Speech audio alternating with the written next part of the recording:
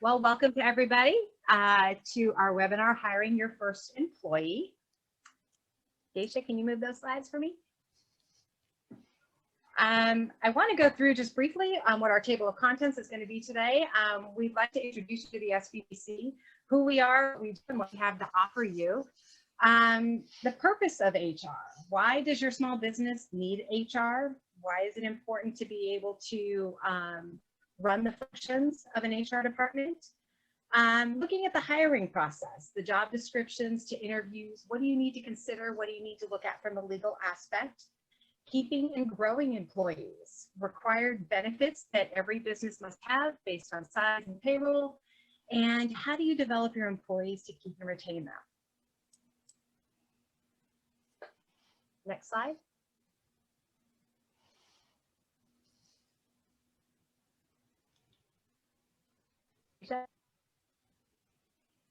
There we go. All right, so let's talk about the SBDC.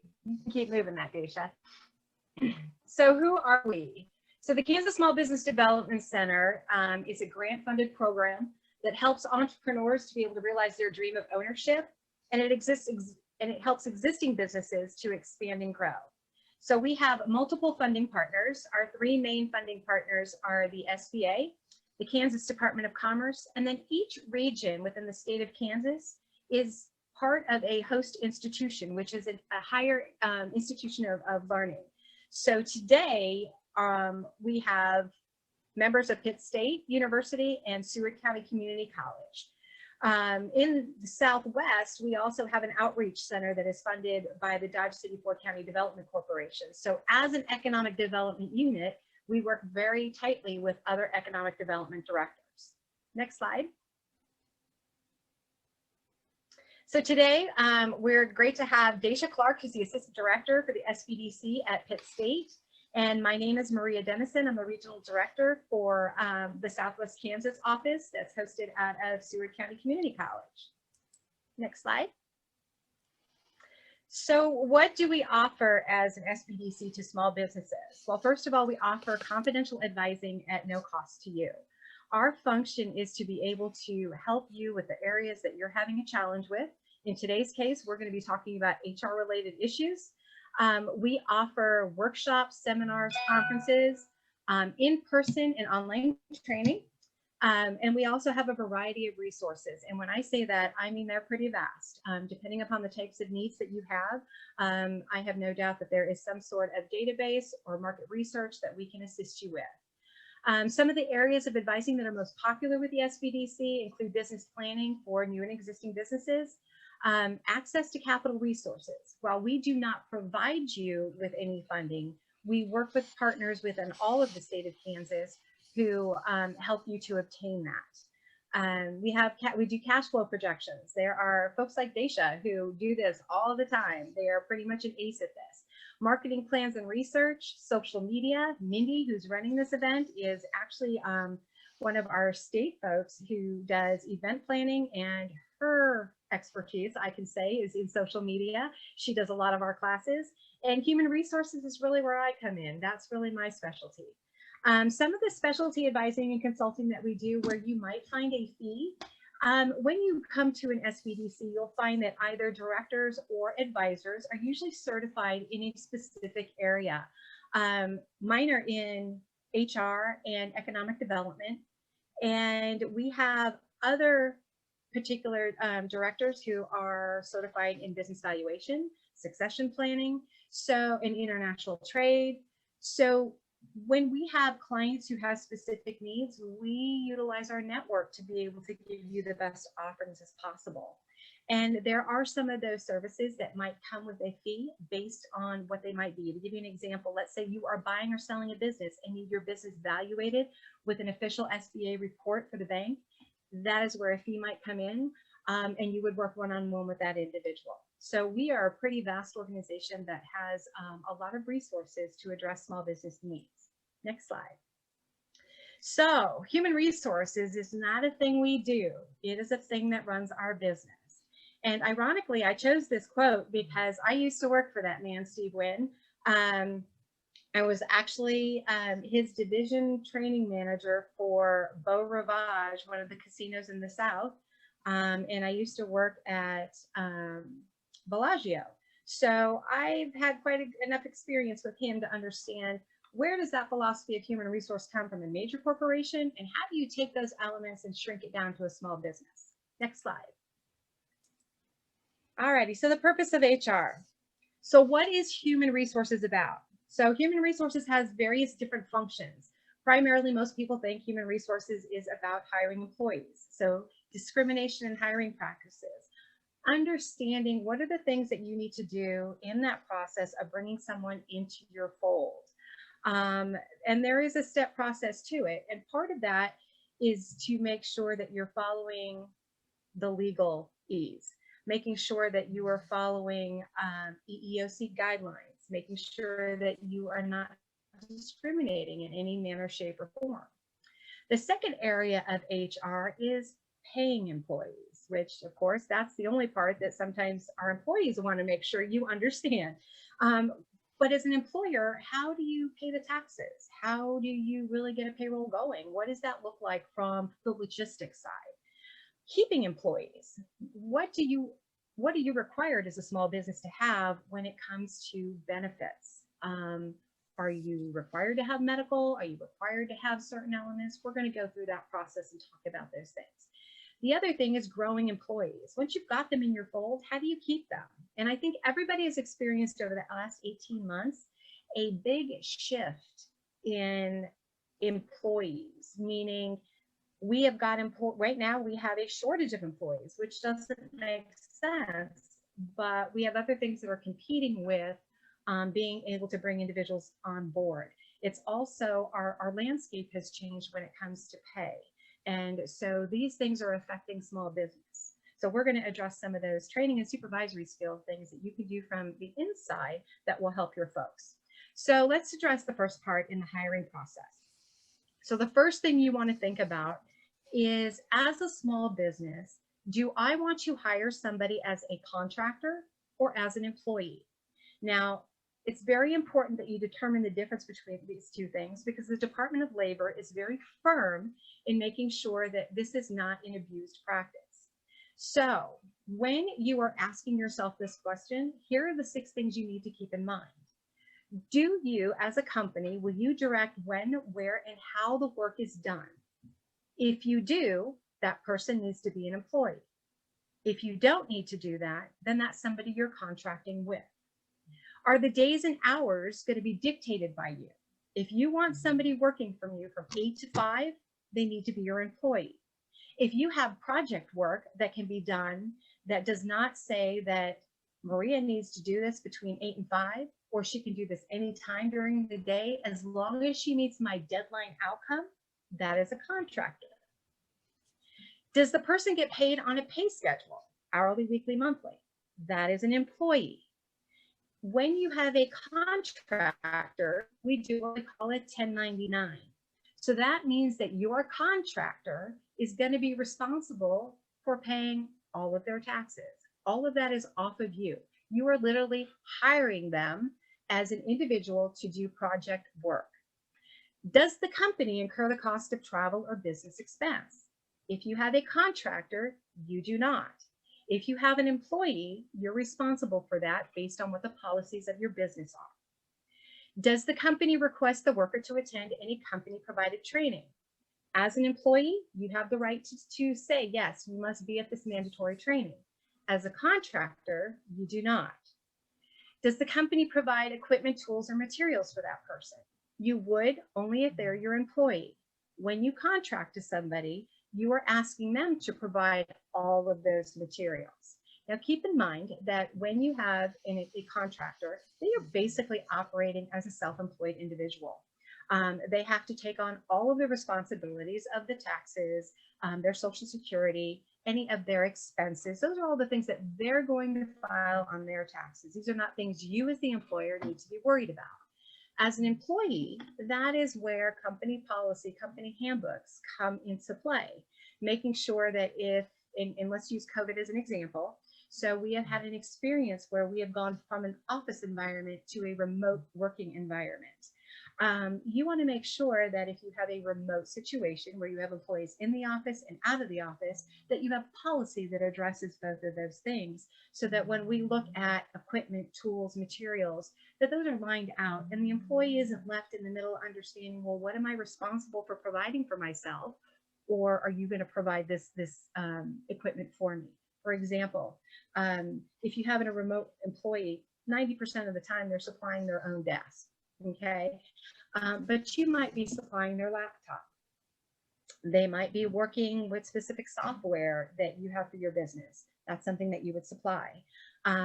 When it comes to internet, when it comes to certain types of, phone service, things like that, those are the elements that you have to determine as an individual company to see if, one, that's within your budget reach, and two, if it's a win-win for both you and the employee. So to say that there's a one size fits all, that would be a lie. That is something that you as an individual within your company would need to sit down and evaluate what you have the means to be able to provide to each of your folks.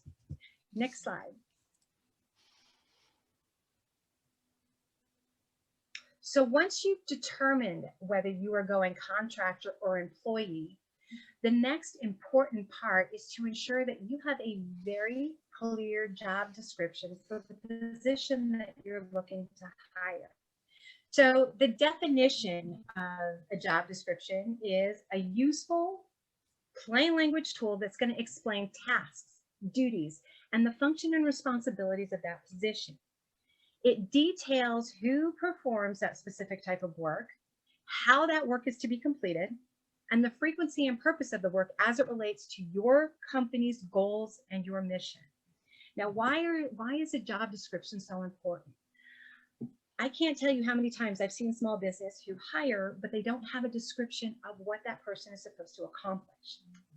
The job description does two things. One, for the employer, it provides you with a tool that serves as an expectation for what you would like that employee to accomplish. In another training, we'll talk about performance reviews and things like that. But this serves as a document to be able to evaluate the performance of your employees. It's not the end all be all, but it provides that basis foundation so that the employee understands what is expected of me.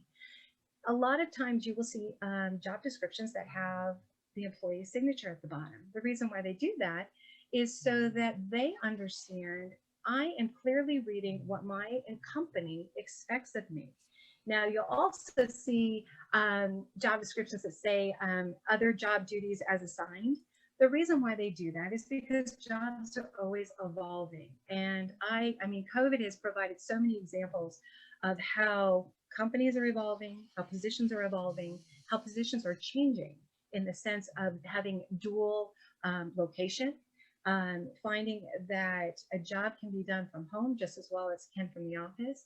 But again, remember, all of this comes back to what is best for you as the organization. Now, when we look at that handout, if you have, you guys should have had a list of handouts that came with you. There are certain things that come in that template. Now, this template that I provided to you comes directly from SHRM, which is the Society of Human Resource Management. It's one of the largest firms or organizations where people like myself get certified and acts as a resource for the latest and greatest of what's happening in our field. This document is a template.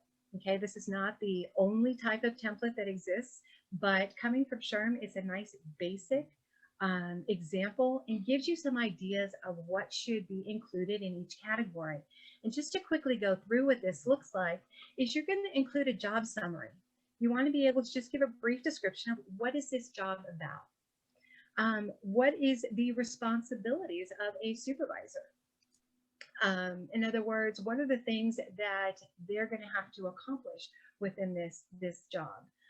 What are the duties and responsibilities of the position itself? And what are the required skills? You always hear people say they've got to be a good fit. Well, sometimes that gets overused, but at the basis and the heart of that phrase is meaning a good fit is not just hiring for skill, but it's hiring for attitude. Do these folks fit in your culture? They might have every possible skill you're required to have, but are they a good fit in the terms of your culture? Are they going to be a team player within the organization that you have? So when we look at the job description, we want to think twofold. We want to think about the skills and the degrees and the background that folks are bringing to the table, but we also want to look at the soft skills.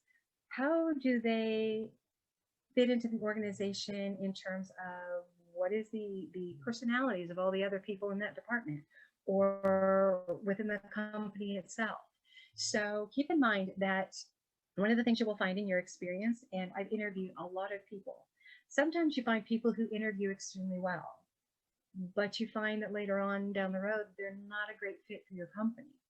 Um, this is just a life lesson. You will go through that. Everybody has it at some point in their career when you are hiring. Then you will find people who don't necessarily interview very well, but gosh, these people have a lot of potential. Don't overlook those things. Don't be afraid to have conversation when you're interviewing. And we're going to talk about what kind of conversations you can have. So keep in mind, this job description is not only going to serve as your platform for what your expectations are, but it's for the employee to understand what the expectation is from them, as well as this will serve for your performance reviews.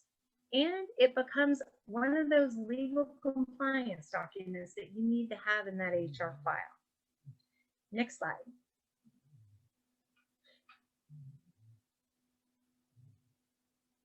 Okay, so now we put out the job description. We have all these applications coming in.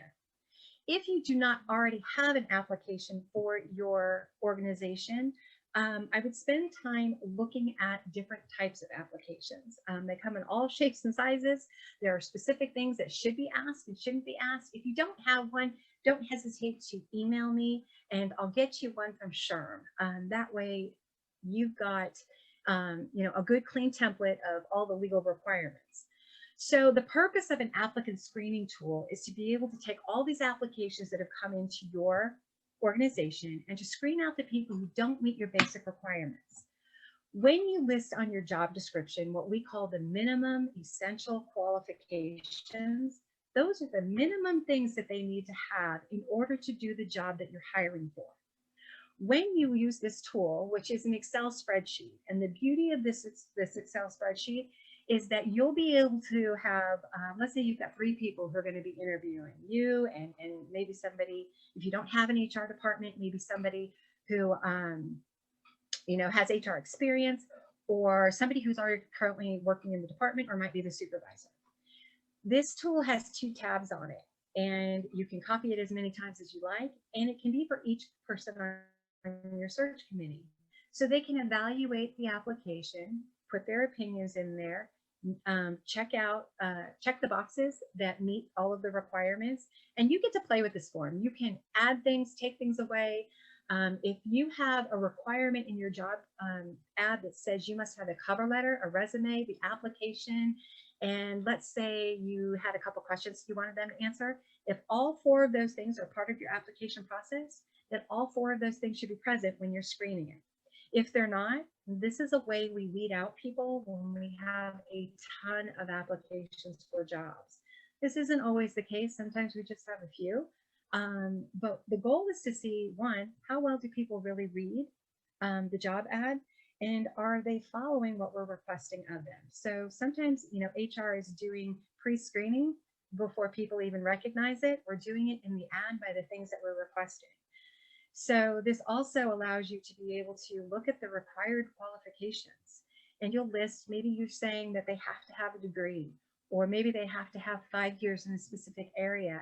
You would list all of those elements up there and then just check, do they have these things? If they don't, you're able to look at your entire pool and go, okay, who is meeting our qualifications? And then you're able to weight them at the end.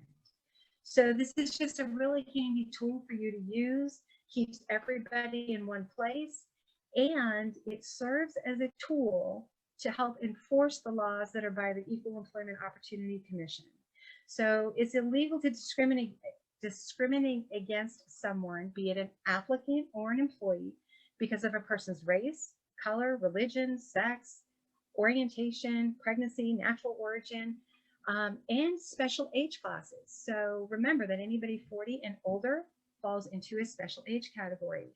You have to be very cognizant of when you are screening. So when you look at this screening tool, you'll see that none of these things are on there. We don't care about those things. We are looking at the skill sets and the requirements that we set in place. So this serves as a document in your HR file to ensure that if you ever have an HR audit, you can show the EEOC, I followed all regulation and compliance. Next slide.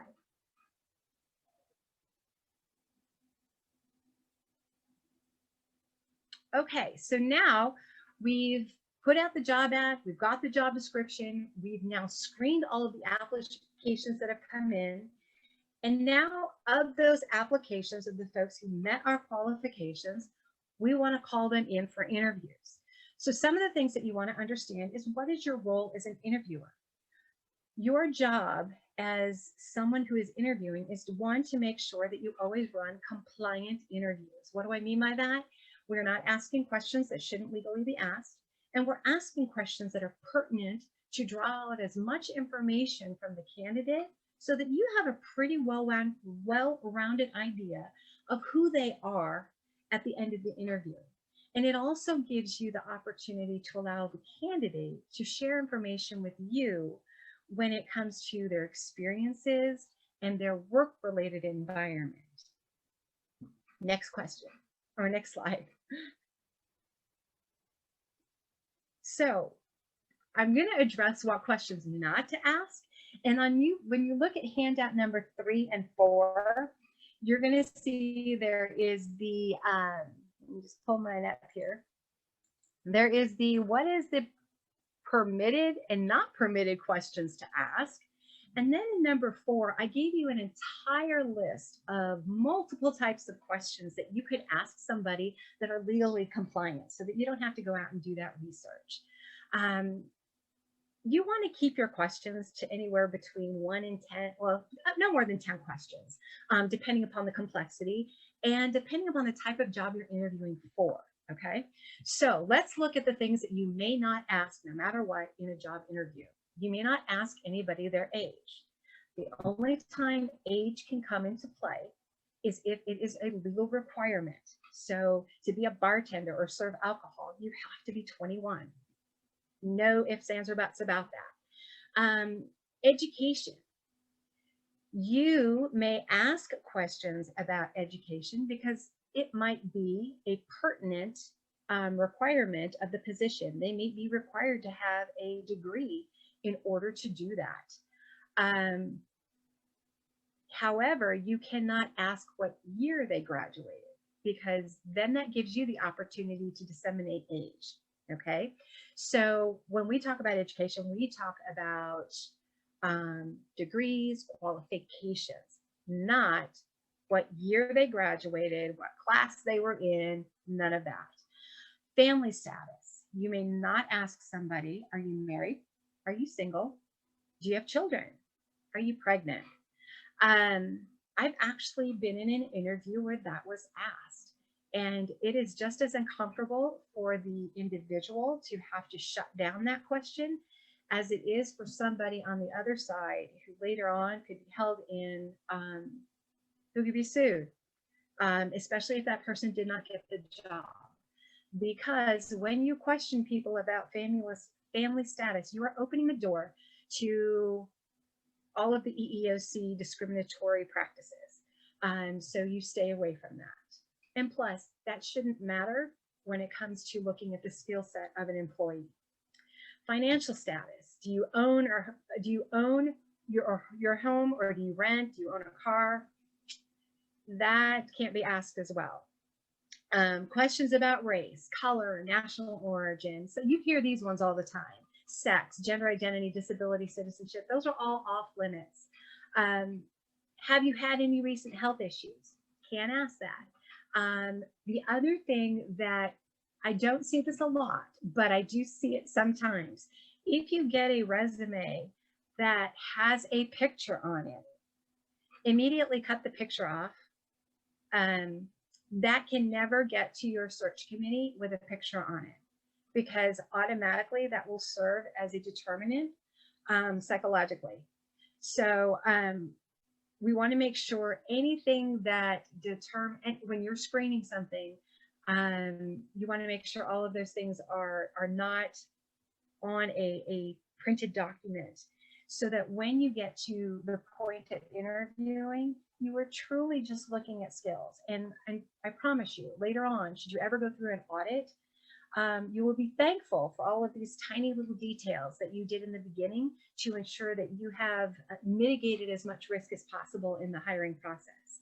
So if at any time during an interview, a candidate offers information about themselves that you do not want to know, do not follow down that road. Make sure you get off to another subject as quick as possible and do not take any of that information to account. I learned this in my first years with Beau Rivage. We were opening up the casino in the South, and we interviewed 4,000 people. Well, I learned very quickly that when you ask, and this is a common question, so tell me about yourself. I learned very quickly in the South, the very first thing they told us, I'm married, I have 3 kids. Yeah. We had to revamp our questions. So the question now became, can you tell us about your work experience? So make sure that when you're asking people about who they are, candidates aren't always schooled in what they should and should not say. So you want to make sure that you control that interview in that aspect, because you don't want to put yourself in a position that will open up any risk. Next slide. Okay, so after the interview, we've gone through this entire process of descriptions, applicant screening, we've done the interview. We want to be able to check references, okay? On your application, you should always have at least 3 spots for 3 different types of references. It can be a personal, it could be work-related, supervisory. You want to be able to call and find out, how did this person perform in their past job? You have the right to do that. Now, keep in mind that most of the times, people aren't going to want you to call their employer until after, they know that there's a possible opportunity for them to get the job. 90% of the time, the references that we are checking are with people they have recommended that we call. Okay, so you want to make sure that you've developed a list of questions that you would like to ask. And again, I don't think I put that as a handout, but I can give you a list of questions that are legal that you can ask references, because again, we want to keep this focused on their performance and who they are in the workplace. If you have the ability and can provide a background check, this is always an opportunity to ensure safety and compliance, not only for you as a company, but for your employees. And there are many companies that you can do third-party background checks with. The job offer itself. There are 2 different forms of thinking in this. It's the verbal offer and the offer in writing. I've always been that person who liked the job offer in writing. I wanted to make sure that I actually had proof that I've been offered the job and I have my salary or my rate of pay in writing, and that everything is understood. So if all of the information comes back from your background checks, your references, clearing the job. And like I said, there's 2 different schools of thought. There is no right or wrong. This is where sometimes, HR likes to do the legal review. Some attorneys say don't put it in writing, other people do. So wherever your comfort zone is there, I would say address your legal counsel and find out which is the best opportunity. The last thing I'm going to say is document, document, document. If you're not aware, an applicant who does not get a job can sue you if they feel you have been discriminatory at any point during the hiring process. This is becoming more prevalent now than it ever has in the past. So when I say documentation, if you are interviewing for an admin assistant, you make sure that you have the admin assistant hiring file. And within that file, you're going to keep every interview that you have conducted with all of the paperwork for each one of those individuals that you processed. And you want to make sure that you can show how you treated every single person the same. So that screening tool, the job description, any notes from the interview, you want to make sure are included in that document or in that file. Because if the EEOC ever comes in and says, well, we have a complaint that's been filed saying that there has been alleged discrimination claim in this particular job hiring, believe me, if they find merit, it will come to your attention and you will go through months of having to mitigate that issue. So you want to make sure that you are compliant and you're following all guidelines. Next slide. So remember, at the end of the day, when we are looking at hiring employees, nothing that we do in business is more important than this. And believe me, I know as a small business owner, there are many other things that hit that #1 mark. But at the end of the day, people are what are going to drive your business. And you want to make sure, and I know most small businesses are family oriented in the sense that when we bring people on, they're a part of us. So we want to make sure that they're the right folks. They're not strategies. They are all part of what gets you moving from point A to B to help make you successful. So I'm going to pass this over to Daisha now, who's going to go over more of the logistics when it comes to those forms that you have to hire on the back, or you have to utilize on the back end side. Okay, thank you, Maria. So we are going to start off with compliance and registration. So there are several things that you need to do when you hire a person. So one of the first things that you need to do if you do not have one, you need an EIN, which is an employee identification number. If you have an LLC already, then you probably have an EIN. If you are a sole proprietor, you may be using your Social Security number as your EIN.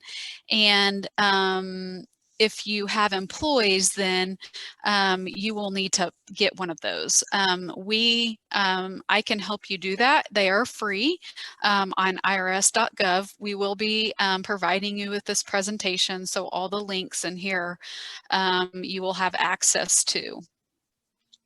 Another thing that you need to do if you're going to hire an employee, you need to get workers' compensation insurance. And we'll talk more about that in a couple of slides, but that is something that you can get from your local insurance agent. You will need to also register with the Kansas Department of Revenue, which again, the link is there. That is free. Now, if you are a business that is selling product, then you probably already have a sign-in with the Kansas Department of Revenue.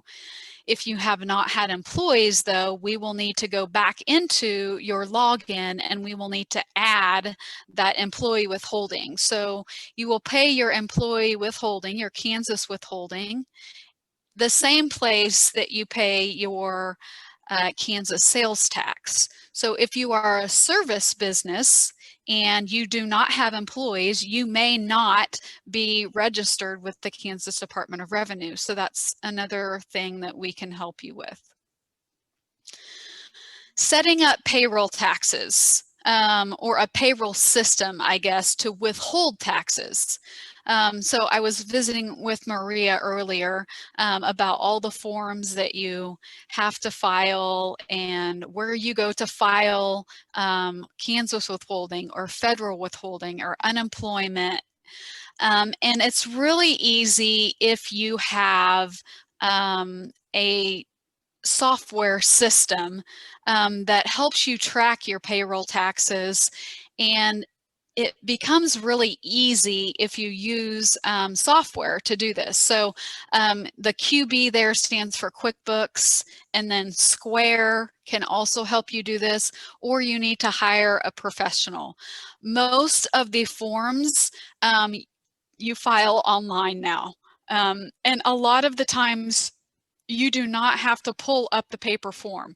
Now, I have the paper forms in my next slide that are there for you so that you can at least look at them and try to understand what what information goes on those forms. But for instance, if you're using QuickBooks, and you're paying employees, it's tracking all of the payroll taxes that you need to pay. And then also we can hook you up with the EFTPS system and it will actually go out, link into your bank account. You just like push a button and file the form. So QuickBooks makes it super easy, and I am a QuickBooks Pro advisor, so I can talk more about that. If you want to send me an email, I can help you with that. So what forms do you need when you hire an employee? So a W-4 is your Kansas, or sorry, your federal withholding. That tells you how many withholdings your employee wants to take out on taxes. This is a new form in 2020, so if you haven't seen the new form, it looks a little bit differently. And every year, you need to alert your employees.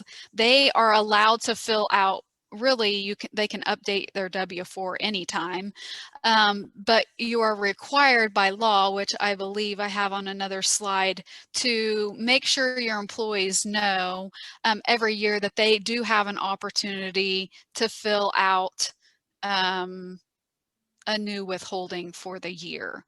So the W-4 is the federal withholding. The K-4 is the Kansas withholding certificate. So you will need also the K-4. I see a lot of small businesses try to use the W-4 in place of the K-4. Again, if you were to get audited, they would slap your hand probably, because using the W-4 for the K-4 is not allowed. But lots of small businesses don't know that they need a K-4. The other thing that you need is an I-9, which is an employment eligibility verification form. All of these forms you just need for your file. You do not have to file any of these forms anywhere. What I suggest, or I tell my clients to make a form for each employee that has all 3 of these documents in it. And then you will need to click on the Kansas Department of Labor, and you will need to create an account through the Kansas Department of Labor. This one gets a little trickier. You can sign in and get an account before you have an employee, but you are not able to continue the process until you have paid wages. So I'll talk a little bit more about that on the next slide. Okay, so here's more of the forms and actually what they look like and when they're due. So the K-5 is a withholding tax deposit report, and that goes with the K-4. So the K-4 is the form the employee fills out. The K-5 is a form that the employer fills out.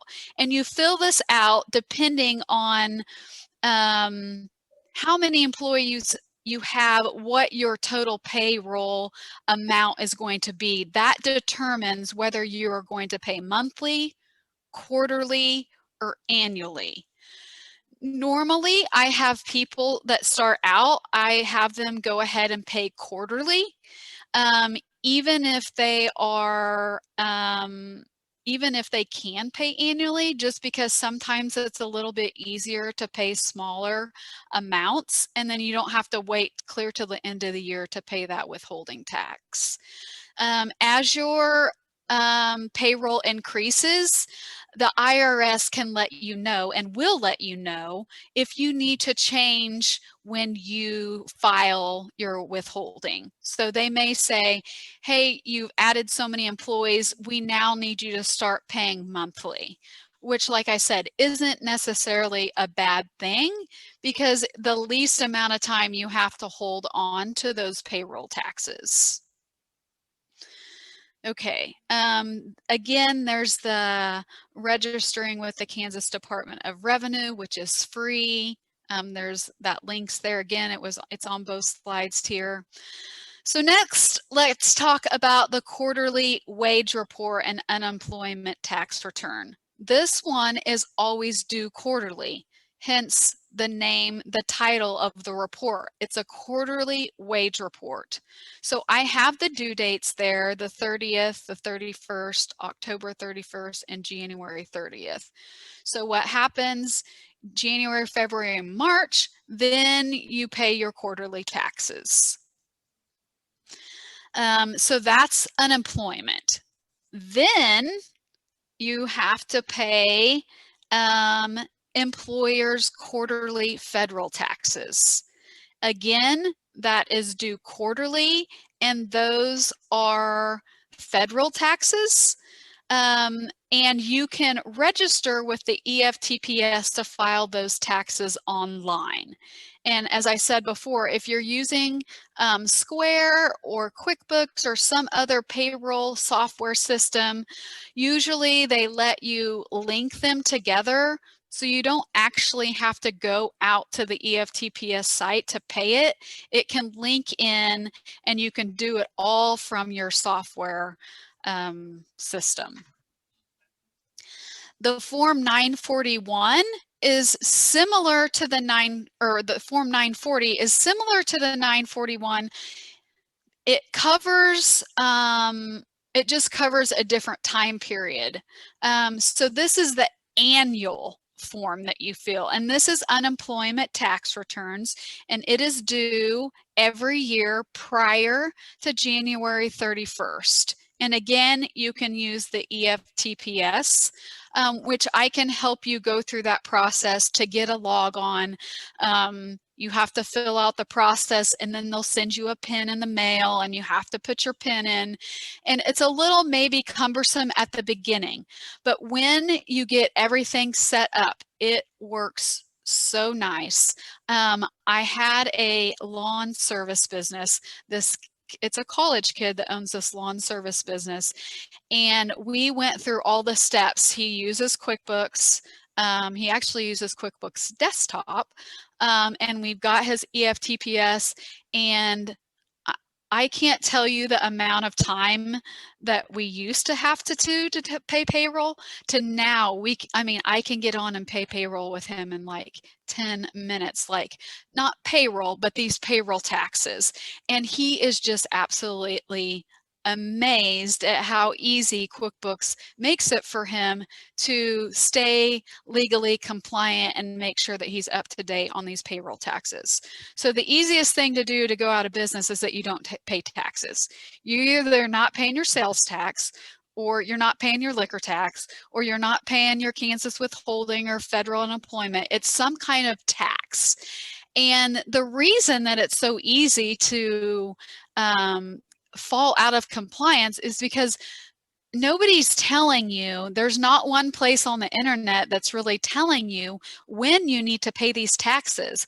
But another nice thing about these payroll software systems is like QuickBooks, it tells you like, hey, your payroll taxes are getting ready to come due. Your quarterly wage report needs to be paid. Your Kansas withholding needs to be paid, and they give you like how many days out, and they track it the whole time so you can see what that liability is, so how much that you're having to pay out. And then the KW3 is similar to the KW5. It's your annual withholding, and that is due the last day of February. So this might be a very important slide for you to pull out of that PowerPoint. In fact, I could pull it out separately and send it to you, so you kind of have those dates. And the next slide really is kind of a timeline of all the things that I just talked about. So before you hire, I kind of split it up, and before the first day, within 2 to 3 days after wages are paid, and then quarterly and yearly. So before you hire, you need to get an EIN number, you need to get work comp insurance, and you need to file with the Kansas Department of revenue. You also need to, obviously, which Maria talked about, develop your interview questions and conduct your interviews and do all that stuff that she talked about before I took over. Then you hire your employees, and before the first day or on the first day, you need to get a K-4, a W-4, and an I-9. And I also put in here a voided check. If you're using a payroll system and you have, the reason they ask for a voided check obviously is so you can do direct deposit.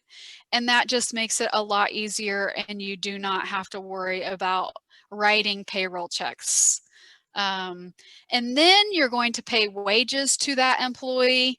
And the reason I stuck that in there is because you can't hire, or you cannot finish your Kansas Department of Labor process until 2 to 3 days after wages are paid. And then you kind of have to go back in to the Kansas Department of Labor to get it set up. Now, you only have to do that the very first time that you hire an employer. Another good thing about using a payroll service like QuickBooks is that when you put a new employee onto your system, lots of times systems will automatically contact the Department of Labor. They automatically let the Department of Labor know that you've hired a new employee. So that's just a step that you don't have to do yourself. Then quarterly, you have to file your KW5, which that could be monthly as well, but most people are quarterly. And you also have to file your unemployment tax return and your 941. Those two are quarterly. And then yearly is the 940 and the KW3. And obviously, should add on here, yearly would be taxes as well. I'm not a CPA, so I try to stay out of those type of taxes, but obviously that's something that you have to file. Okay, so that was a lot of stuff. Don't let it become overwhelming. Please reach out to Maria and I, because that's what we're here for. We are here to literally like walk you through this process. And we will work together. She's more familiar with things on the HR side, like the front side, and I'm a little more familiar with things on the back side. So if you have questions, we work together. Obviously, we're on the same team, even though we're not in the same part of the state. The SBDC is really nice in that fashion that we can reach out to other advisors if we have questions. So use us. Okay, so one of the last things in this section is how to keep and grow your employees.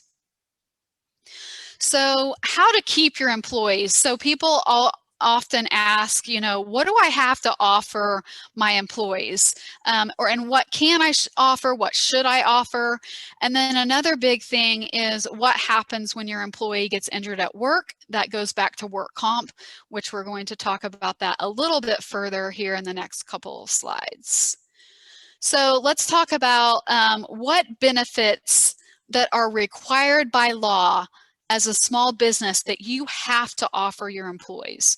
So unemployment insurance. You have to offer unemployment insurance to your employees.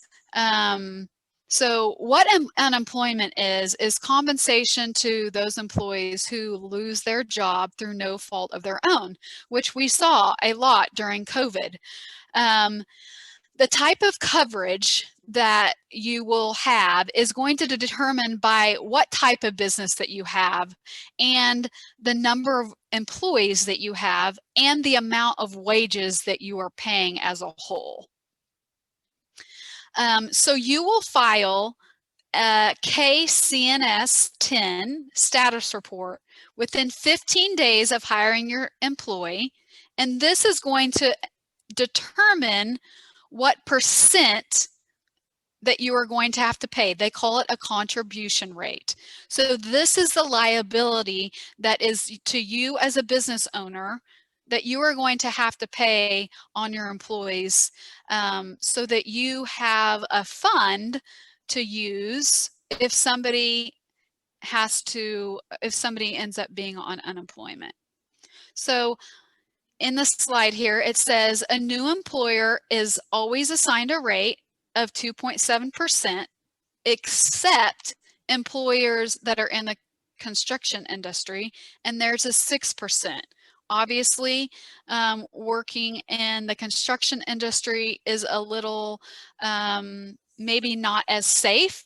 It has a lot more machinery and tools and things that could go wrong. So their percentage rate is a little bit higher.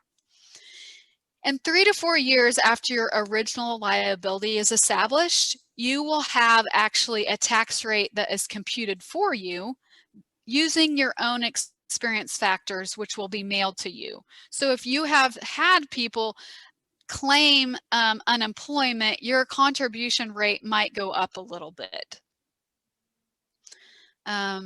So that is unemployment insurance. The next thing that is required by law is workers' compensation. It's only required if you have payroll of more than 20,000. So you will obtain this insurance just through your regular insurance agent. So maybe the same person that you have business liability insurance, you should be able to get workers' compensation insurance. And workers' compensation insurance isn't super expensive. The average cost per employer is $1.14 per $100 covered in payroll. And it's required by law. Like I said, if you have payroll of more than 20,000. So usually if you're hiring an employee, you're probably going to hit that mark. Now, some may not, but most will. So keep that in mind. That is something that you need to have.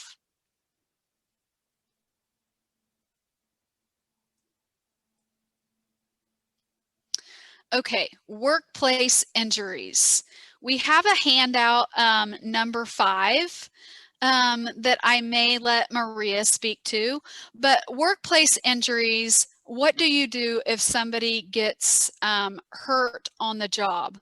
So immediately learning of an injury, there are things that you have to do. You need to fill out a form KW727A, or you need to let your insurance company know that provides you with your work comp insurance.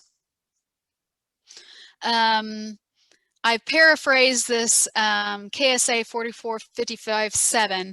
Every employer must report to the employer's insurer for workers' compensation any accident claimed or alleged for any employee which incurs during the employee's employment and of which the employer's supervisor have knowledge of within 28 days. So if you have somebody that gets hurt on the job and they don't come tell you until 5 days later, you have within 28 days to let your insurance provider know.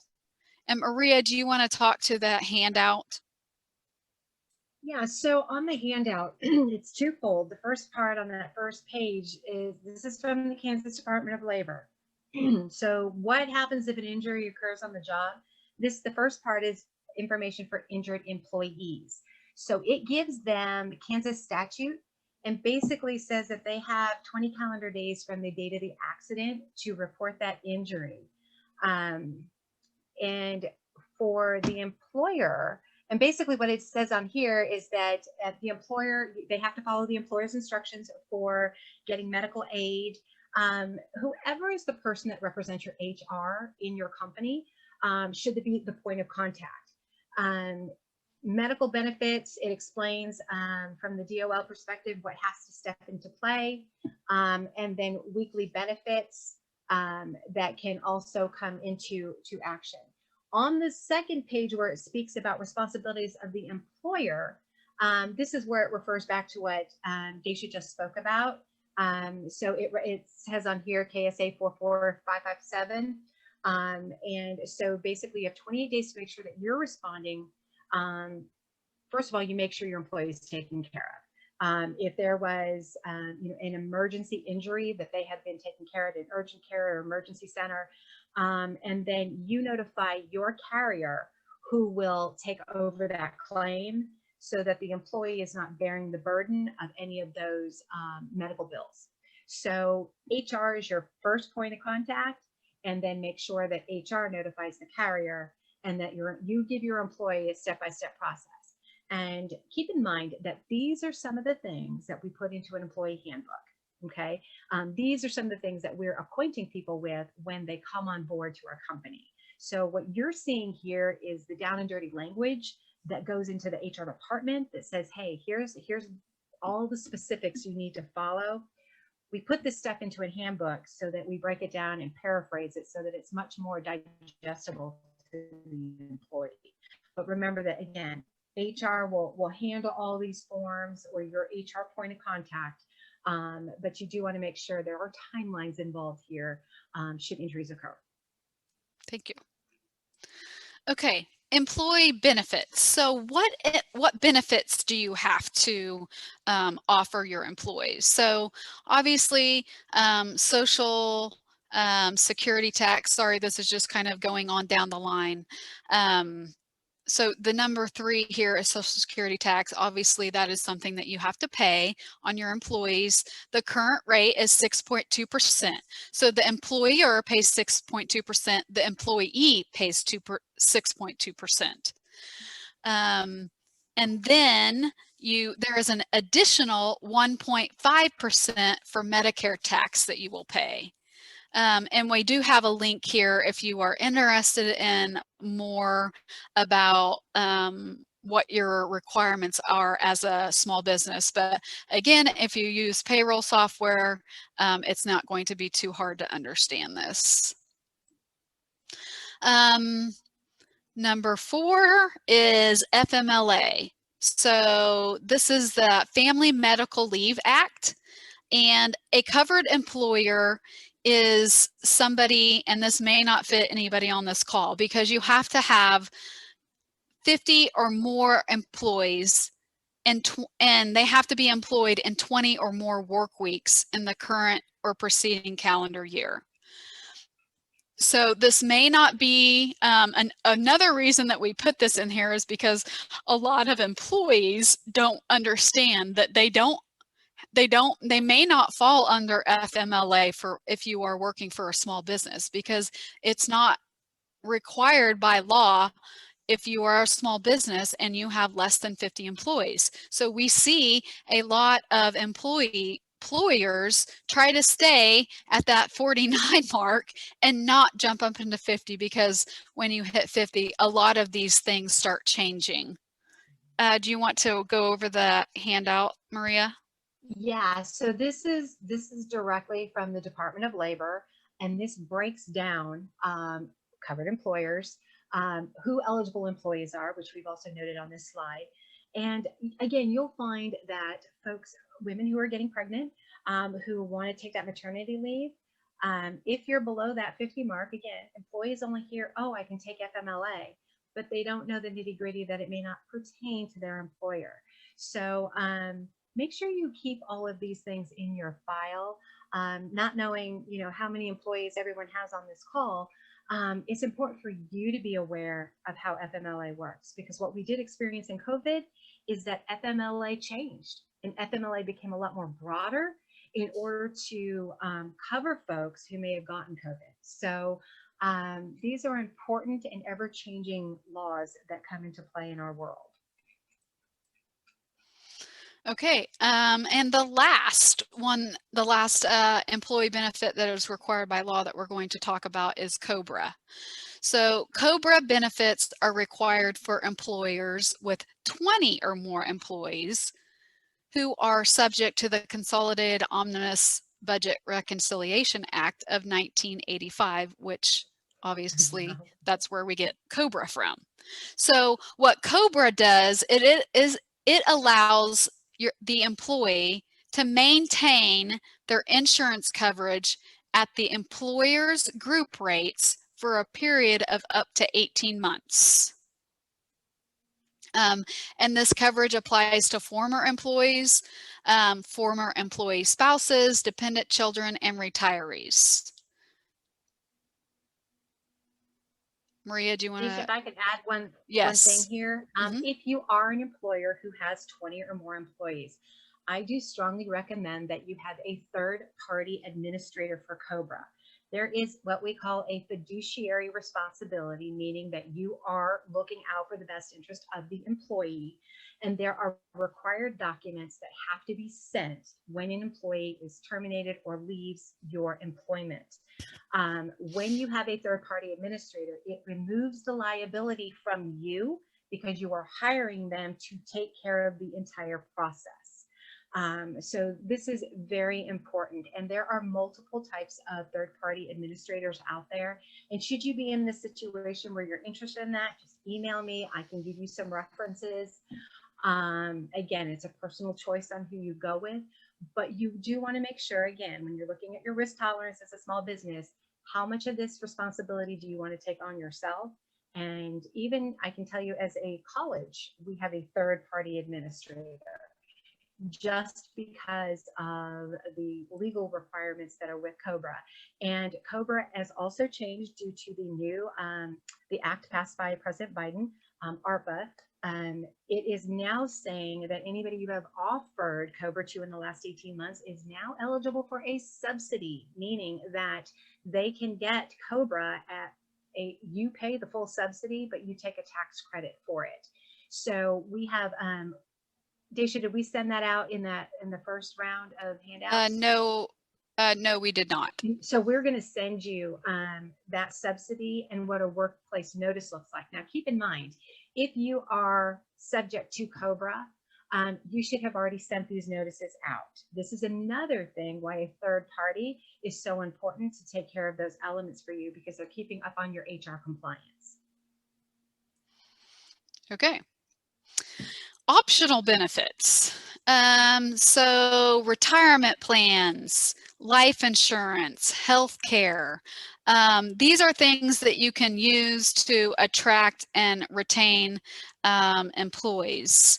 And so down here, 2 to 40, if you have 2 to 49 employees, you may qualify for the small business health care tax credit. And that is something that you would work with your CPA on.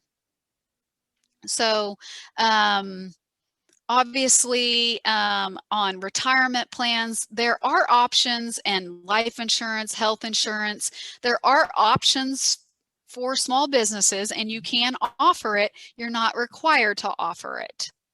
And handout 8 is more information on that small business tax credit. So make sure that you look over that. And Daisha, we did, Mindy, I think you have this reserve, this video at the SBDC state website, but we just finished doing a retirement planning overview of what small businesses can do with CBiz, who is a broker in Kansas City. They were giving options for small business. So if you get a chance, let me know if you want to see that, and we'll get you that link to that video so that you can hear the opportunities that are out there for you. That would be awesome. Yes. Okay.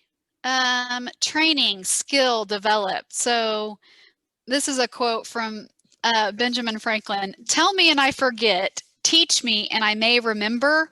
Involve me and I learn. So that was by Benjamin Franklin. So the last piece here is talking about training and training for your employees. So this goes back to how can I retain my employees? So we just put a step process here. So when you're thinking about training for your employees, determine what skills new employees need to have for your business, and kind of try to develop a process for employees. How are they going to learn these skills?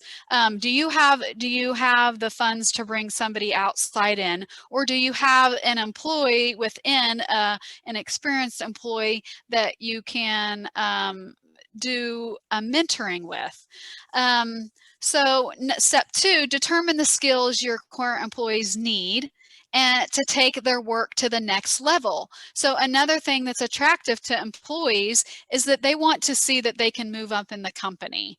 Then you look at these skills that you need your current employees to have, and you want to look obviously for the most cost effective, time effective way to get those skills to your employees. And number 4, for a lot of small businesses, you can probably the most cost-effective way is to set up a mentoring program within your company of maybe head and somebody that has a lot of experience with somebody that doesn't, so your employees can learn those skills and are mentored by those higher level employees. And then number 5, train informally once every 2 months as a brown bag lunch program. Obviously, you can determine your own training schedule, but employees feel needed when they're being trained. If you're training your employees and you're putting effort into teaching them new skills, that just makes them feel more important and they're more likely to stay with your company. So wrapping up here, training resources, the SBDC has tons of trainings available online. We do workshops all the times like this online. Most of them are free. The SBA, which we have a link out here, has a multitude of resource videos and documents. And don't forget that your economic development office, which we partner with, they lots of times bring trainings to your community. Lots of times they work with the SBDC in doing that. And then the handout number 9 here, JCCC, which is Johnson County Community College, they have actually a grant that is available right now. And it's for continuing education, and the grant could actually pay up to 100% of tuition for qualified businesses and employees if you qualify. So be sure to look at that handout to get more information on that continuing education grant that's out there. And lastly, we're going to talk about workplace posters. So federal and Kansas state law require that certain posters be displayed in your workplace. All of these posters are free. You will get emails saying, oh, buy this poster set, buy this poster set. Just know that all of these posters are free. All of the links to them are out there. And the state and the government are making it more of a priority here. They have increased their fines, and at the bottom here it says fines can vary by poster and the agency requiring the poster. Fines can range from $110 to $10,000 if you are audited and they come in and you do not have these posters hung up on a bulletin board in your workroom, someplace where all your employees can see them. So the last part we have is question and answer. I know that we had a lot of questions come in when you were registering, and I think we hit a lot of those. I know there was one question about nonprofits that we did not answer. If you are that person, we will try to get you some information on that. And if you want to ask a question in the chat box or in the raise hand, Mindy will let us know if there's any questions out there that we can answer. Sorry, we've taken a little bit more of your time than we anticipated. Well, thank you both so much. That was an extremely thorough and informative presentation. I think you guys covered everything. I don't see any questions. And I haven't seen any questions. You guys did a really good job. Thank you. You're welcome. Thank you. So obviously you can tell Maria and I love this topic. So we're here for you. Let me go back to the let me go back, I hope, to this side. Can you see our pictures? Yes. Okay, perfect. So here's our email addresses. Oops. Here's our email addresses. So if you want to write those down, so you have a contact, feel free to reach out to Maria and I at any time. We're here to help you. Oh, let's see. And then Mindy, you'll be sending this out to everybody as well with an evaluation, correct? Yeah, I will send a copy of the, once we get this uploaded to our YouTube channel, I'll send everybody the link to it. We do have one question that came in. Yes. Do I need to register with the Department of Labor when hiring an employee? Yes. So the Department of Labor, it gets a little tricky. So I would get on and register with the Department of Labor, but you can't fully finish the process until you've actually paid that employee, which I know doesn't sound exactly correct. But I have done it with clients. So that's the only reason that I know, is because I've tried to do it, because in my head, I'm thinking they need to know prior to the fact, like we need to get it set up. So we couldn't go through with the process because we had not actually paid an employee yet. So you don't really need to worry about registering with them until like a day or two after you've paid employees, because then they're going to ask you like, who did you pay and how much did you pay? And that kind of starts the process with them. Thank you. That was the only question. So I think we're good. Thank you guys both so much for doing this today. Okay, Right, no thank you. problem. Thank you.